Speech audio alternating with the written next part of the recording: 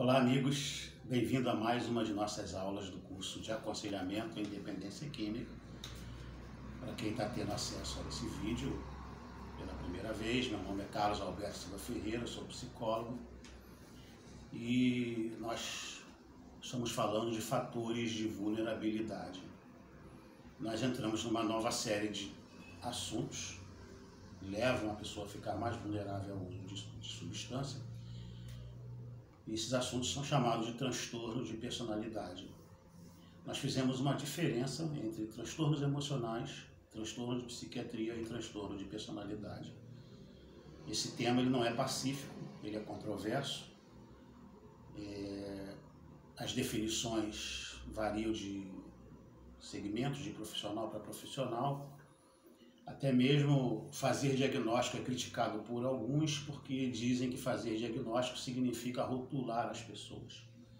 Discussões à parte, nós entendemos que transtornos emocionais são situações que a pessoa passa na vida, situações de sua história, de suas vivências, e que ela, de alguma forma, faz uma interpretação disfuncional, uma interpretação equivocada, e não consegue liberar devidamente determinados sentimentos que continuam dentro dela, causando mal pelo simples fato de sentir, ou gerando algum tipo de transtorno na sua conduta, na sua vida, como forma de controlar aquele sentimento, tentar evitá-lo, tentar fugir dele, tentar escondê-lo. A apostila que nós demos para vocês, o texto que nós demos para vocês, coloca um pouquinho disso. Depois nós falamos de transtorno de psiquiatria, que entendemos ser algo que tem um forte componente neuroquímico. É claro que os transtornos emocionais, eles também mexem com a neuroquímica, porque essas coisas estão interligadas. Uma coisa acaba puxando a outra. Mas uma pessoa que... tem um exemplo que eu costumo dar. Era criança e acidentalmente empurrou o seu irmãozinho, o irmãozinho caiu, bateu com a cabeça e morreu. E a pessoa desde pequeno carrega um forte sentimento de culpa por ter tirado a vida do próprio irmão. E ela carrega isso ao longo dos anos. Nós chamamos isso de um transtorno emocional, de um problema psicológico, porque esse indivíduo precisa aprender a se perdoar, de um jeito ou de outro. Por mais difícil que seja aquela situação que ele viveu, ele precisa encontrar um meio de botar aquilo para fora, toda aquela dor que ele vivenciou, toda a culpa que ele carrega, e encontrar um caminho de se perdoar, se redimir e, de alguma forma, inclusive, honrar a memória do irmão, retribuir para a sociedade aquilo que ele tirou, mesmo sendo criança. Do ponto de vista jurídico, talvez ele não seja culpado de nada, era só uma criança. Pode ser culpado os pais, a forma que deixou de proteger ou de cuidar dessas crianças. Mas do ponto de vista jurídico, uma criança não pode cometer um crime. Mas aquele indivíduo ele se sente culpado ao longo da vida e aquilo afeta toda a vida dele. Ou ele vive com aquele sentimento em sofrimento, usando substância para tentar esquecer, ou ele se transforma num delinquente atrás de punição, de castigo, ou ele se transforma num santarrão e esconde aquela culpa, aquela podridão, entre aspas, vou botar entre aspas porque é como ele se sente. Ele esconde tudo aquilo, apaga e ele vai para um outro extremo. Nós chamamos isso de formação de reação. Vamos estudar isso um pouco mais adiante. Então ele vai para um outro extremo.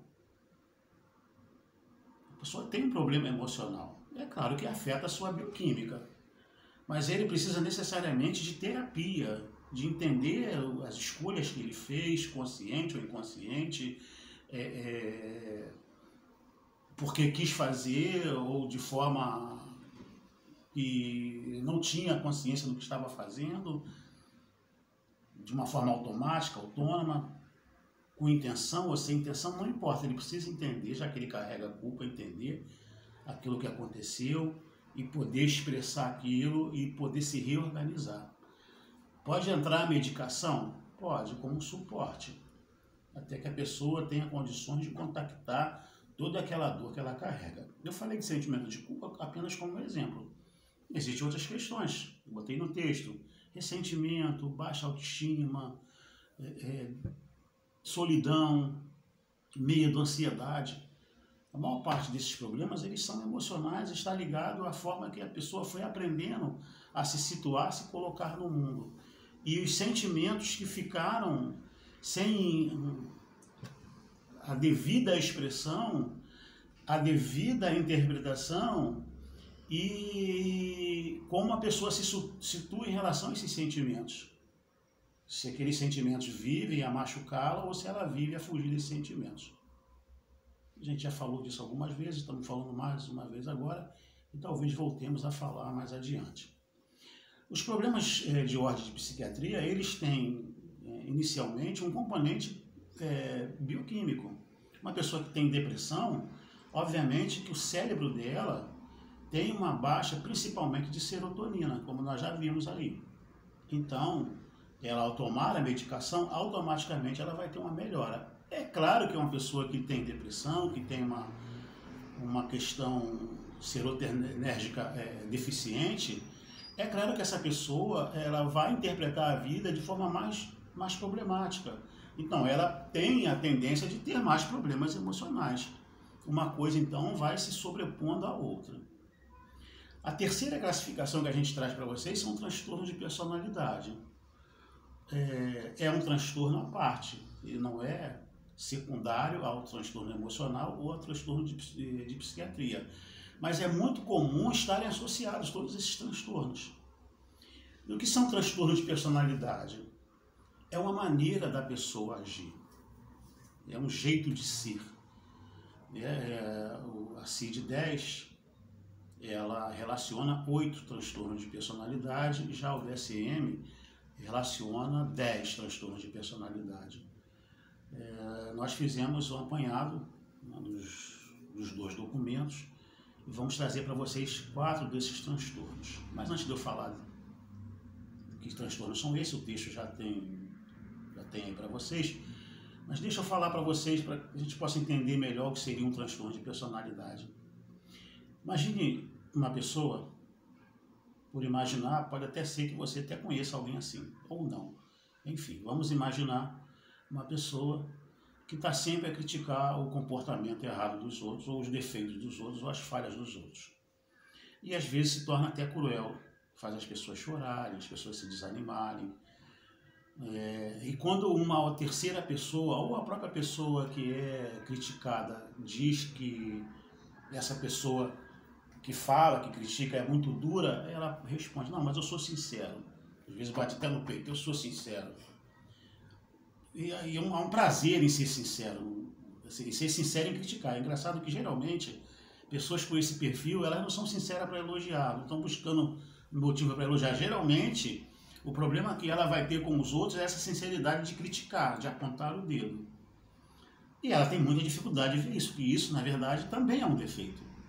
Porque até a sinceridade ela precisa ser moderada, precisa ser temperada com a misericórdia, com a bondade, com a disposição de ajudar e de proteger a pessoa, ao invés, às vezes, de ficar falando aquilo. Enfim, isso é muito variável. Mas a gente tem essa pessoa com essa característica. Quando você pensa nessa pessoa, essa característica se sobressai. Pô, fulano é muito crítico, fulano é severo, fulano é duro. É aquela pessoa rígida, até ranzinza, lembrando um pouco aquele Saraiva, tolerância zero, tolerância zero. A pessoa, às vezes, ignorante, é claro que isso pode ter níveis e pode ter grau. Uma pessoa com essa característica, por questões emocionais, por defesas emocionais, ou mesmo por um transtorno bioquímico, ao ouvir uma palestra como essa, ela pode balançar, ela pode, não estou dizendo que vai, ela pode balançar e parar para refletir no próprio comportamento e passar a se perguntar, gente, por que eu faço isso? Fica mais fácil para uma pessoa que não tem um transtorno de personalidade. Uma pessoa com transtorno de personalidade, além dessa característica, quando tanto a CID-10 quanto o DSM-4 ou 5, qualquer uma dessas edições, quando eles fazem uma definição, não dão apenas uma característica, é um conjunto de características que trazem dificuldade para a pessoa de se relacionar com os outros, e ele tem dificuldade de reconhecer que o problema é dele e tem a facilidade de culpar o outro, exceto o transtorno de personalidade borderline, que é muito oscilante. Nós vamos ver isso depois quando eu falar de cada um desses 4 que nós escolhemos. Eu escolhi o transtorno de personalidade antissocial, o borderline, o narcisista e o paranoide. E nós vamos falar desses transtornos e como isso leva as pessoas a se tornar-se mais vulneráveis para usar drogas. O texto da devida referência para vocês diz que pelo menos 20% da população em geral tem transtorno de personalidade. Alguns documentos chegam a falar de 4, 5, 6%. Pessoas que têm transtornos emocionais e transtornos de psiquiatria, pessoas que são acompanhadas clinicamente, há uma tendência de pelo menos 40% dessas pessoas ter transtorno de personalidade. E quando se fala de população ou de pessoas que usam substância química há muitos anos, há alguns grupos que chegam a ter 92% de pessoas com transtorno de personalidade. Então a gente tem aí um fator de vulnerabilidade muito severo, muito sério, muito importante a ser estudado. E nós vamos então falar pelo menos de 4 transtornos de personalidade que ajudam. E por que ajuda, né? O que leva essas pessoas a usarem substâncias. Nós vamos falar, e demos aí para vocês brevemente, né, que uma da característica principal do antissocial é a falta de empatia, ou seja, o indivíduo ele tem dificuldade de se solidarizar com o outro, dificuldade de ter compaixão do outro, dificuldade de se colocar no lugar do outro. Nós vamos mostrar que o narcisista ele tem uma grande necessidade de ser elogiado, de ser endeusado, de ser visto, de ser aplaudido. Isso é a característica principal, mas para se classificar antissocial e narcisista não basta só esses pontos principais, é preciso que haja hoje outras características que se associam ao que nós vamos mostrar para vocês e como isso leva a pessoa a usar substâncias psicoativas. Nós temos o paranoide, cuja característica principal é a desconfiança. E nós temos o borderline, cuja característica principal é a instabilidade emocional. Guardar essas características principais é muito importante, porque muitos desses transtornos há pontos que são em comum. Por exemplo, o antissocial é manipulador, muito manipulador, o narcisista também. Mas o que diferencia um de outro é que a característica principal do antissocial é a indiferença com o sentimento dos outros. Simplesmente indiferente e às vezes tem prazer no sofrimento, ao invés de ser indiferente, porque uma coisa é ser indiferente, não me importa se o outro está sofrendo, não é um problema dele. Estou nem aí para a dor dele. Ou ainda um grau mais severo, eu tenho prazer no sofrimento do outro, eu quero ver o outro sofrer. O narcisista ele tem outras motivações, okay? Ele quer ser elogiado, ele quer ser bajulado. Então ele também é manipulador, mas com esse objetivo.